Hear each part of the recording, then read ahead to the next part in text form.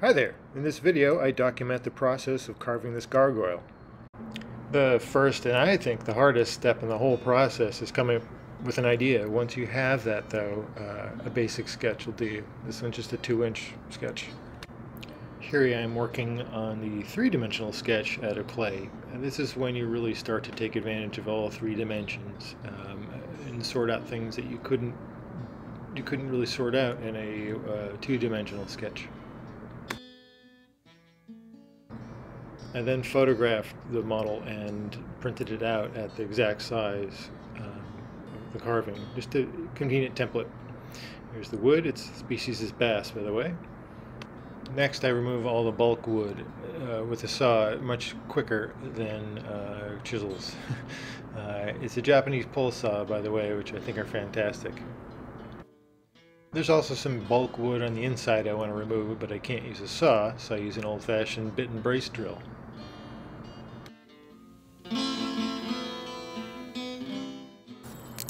I then use a chisel and I can sort of pop out the whole piece together. More refinement of the outside profile, and then I start reducing levels. I need to find a different way to hold the wood now because I'm starting to round out the front. So I insert what's called a carver screw into the back of the block of wood. That way I can thread that hole right through various holes either in the bench or other holders, which I'll show you later. Here are some of my carving tools. Up front are the round gouges for round concave shapes.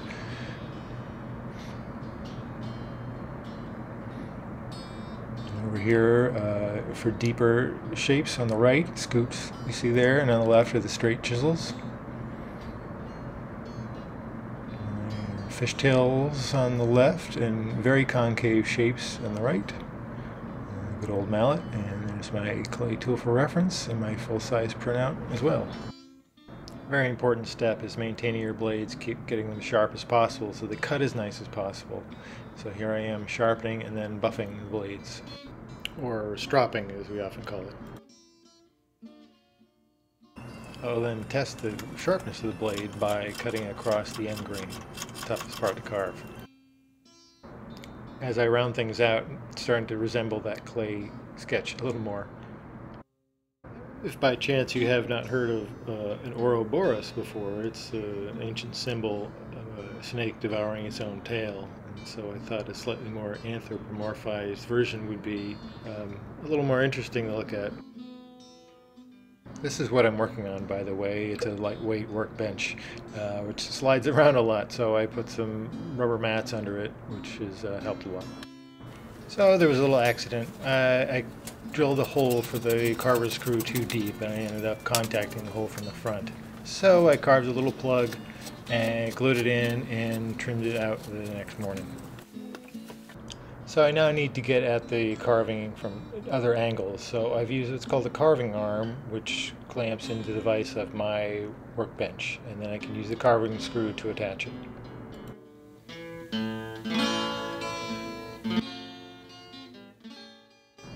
One advantage is you can even use it upside down, so you can get it from whatever angle you need to,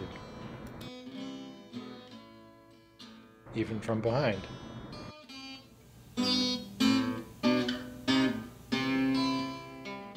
Here is yet another way to hold your carving with the wood carver screw.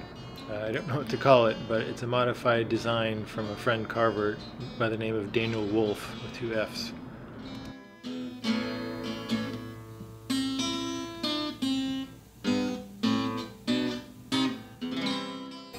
The more you use the blades, the duller they get, the more you need to sharpen and strop them. Dull blades make dull cuts.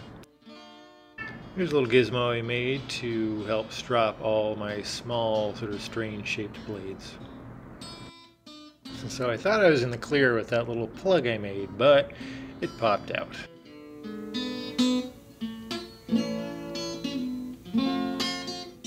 Here you can even see the tip of the screw. I got pretty close, which could have damaged the tool. But I have a plan. Look at the warts in the back of the clay model. I could create a new plug and disguise it as one of those warts, and maybe you wouldn't even know. Here I am taking a rubbing of the shape so I can cut something to fit.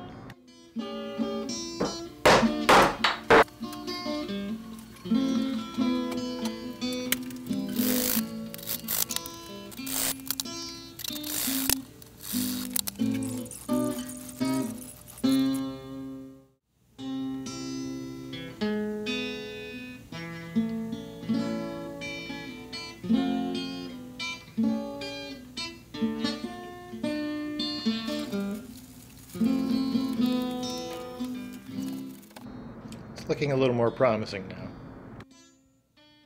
These hands are almost life-size and are the most detailed I've attempted so far.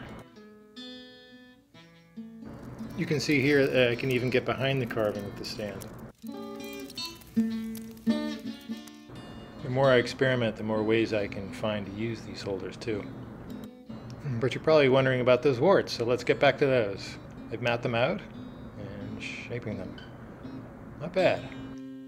Next up is some sanding. I generally prefer not to because I like to show the tool marks, but the way this is going to be finished, it benefits from being smooth.